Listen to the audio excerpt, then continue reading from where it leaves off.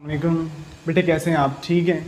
अच्छा बच्चे, आज हम देखेंगे लॉज ऑफ रेडिकल। बहुत आसान है, बिल्कुल भी मुश्किल नहीं है। और मज़े की बात बताऊं, बहुत ही थोड़े से हैं, सिर्फ और सिर्फ 4 हैं रेडिकल्स के लॉ। ठीक है, जल्दी से स्टार्ट करते हैं। देखो, रेडिकल हम कहते हैं जिसको हम ये रूट भी पढ़ते हैं, स्क्वायर रूट भी पढ़ते हैं। ठीक है।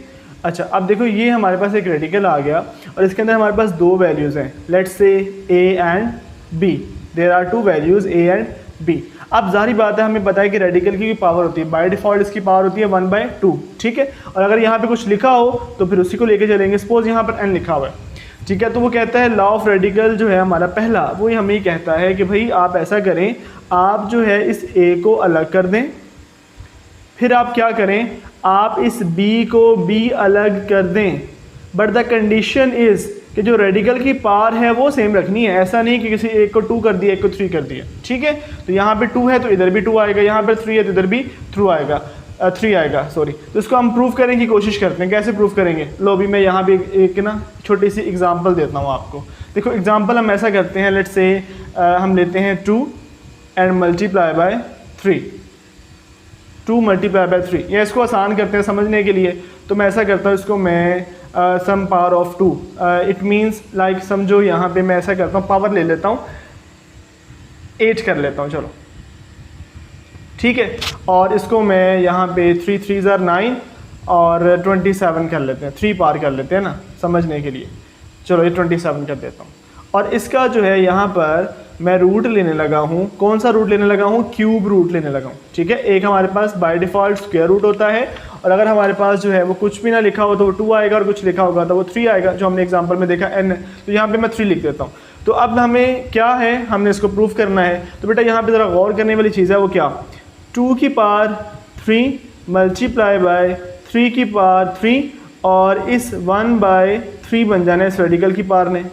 और हमें पता है कि ब्रैकेट का मतलब होता है मल्टीप्लाई, तो ये मल्टीप्लाई इस पावर के साथ भी होगा, इस पावर के साथ भी होगा।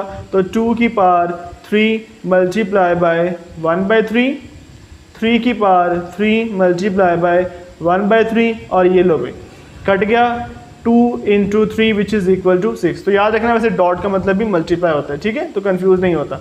अच्छा, अब ये हमारे पास आ गया 6। अब हम इसको जो है वो दूसरे, समझो हमने लेफ्ट हैंड साइड सॉल्व की है, अब हम राइट हैंड साइड को सॉल्व करने की कोशिश करते हैं। लाइक अलग अलग कैसे, मतलब यहाँ पे मैं 8 लिखता हूँ और इसको अलग से 3 लिख देता हूँ, इसका रेडिकल ले लेता हूँ, और साथ ही मैं 27 और इसको अलग से मैं यहाँ पे 3 लिखने लगा हूँ। ठीक है। अच्छा, क्या होगा, 2 की पावर 3, वेरी गुड, ये भी 3 आ गया। अगेन यहाँ पे 27 है, सॉरी, तो बेटा 27 अगेन 3 की पावर 3, और ये हमारा रेडिकल भी कौन सा है, 3 है।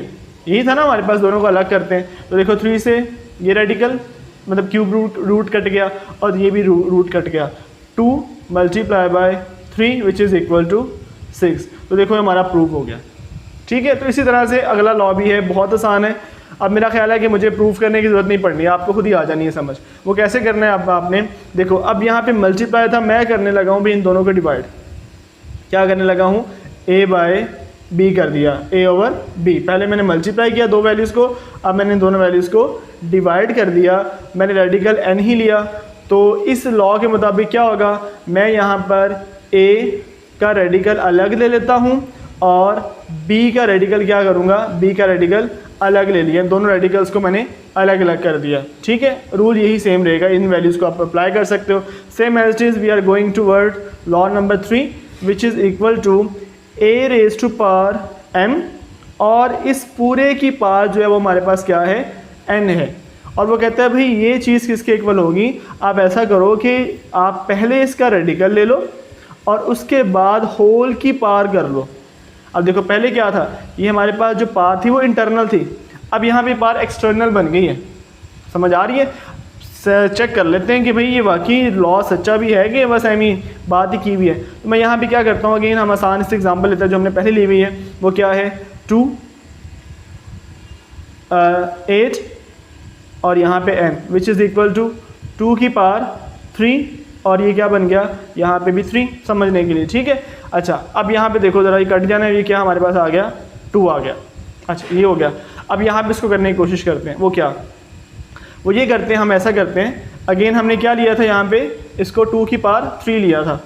तो 2 और यहाँ पे ये था हमारे पास थर्ड रेडिकल, और होल की पावर हमने क्या कर दिया था 3 इज़ इक्वल टू 2 की पावर 1/3 जो कि इस रेडिकल की पावर बन जानी है, और ये वाला 3 मल्टीप्लाई हो जाएगा, 3 से 3 कट गया, आंसर आ गया 2।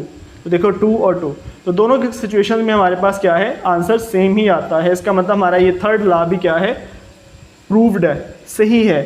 द लास्ट वन इज़, हमारे पास एक वैल्यू है, आज मुझे लगता है बॉल पढ़ने ना सोचा हुआ है कि भाई मैंने कोई नहीं चलना चलो खैर, देखो इसी की कॉपी है। वो क्या, आपने क्या किया, एक वैल्यू ली और उसका एक रेडिकल है समथिंग n, और उसकी एक पावर है, वो भी क्या है n। अब ज़रा समझने वाली चीज़ है, वो क्या, देखो ये n और m था, ये वैल्यूज़ चेंज हो सकती हैं, ज़रूरी नहीं कि 3 आए, 3 4 भी आ सकता है, 4 9 भी आ सकता है, यहाँ पे हमारे पास 6 और 2 भी आ सकता है, कुछ भी आ सकता है। लेकिन इस सिनेरियो में हमारे पास देखो ये भी n है, ये भी n है, इट मीन्स कि हमने इन दोनों वैल्यूज़ को सेम रखना है। ये 2 है तो ये भी 2, ये क्यूब रूट है तो ये भी क्यूब ही आएगा, ये 4th रूट है तो यहाँ पे भी 4 ही आएगा।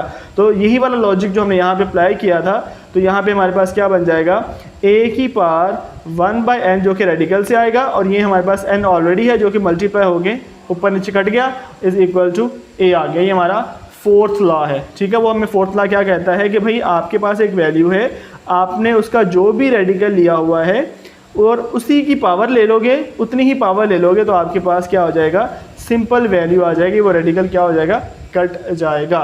तो ये छोटी सी वीडियो थी। आपने भी अपनी पसंद की कोई वीडियो बनवानी है, कोई टॉपिक समझना है, तो आपको पता है कि आपने ऐप में जाना है और रिक्वेस्ट कर देनी है कि सर ये वाली वीडियो हमें समझा दें। तो मिलते हैं अगले वीडियो में, अल्लाह हाफिज़।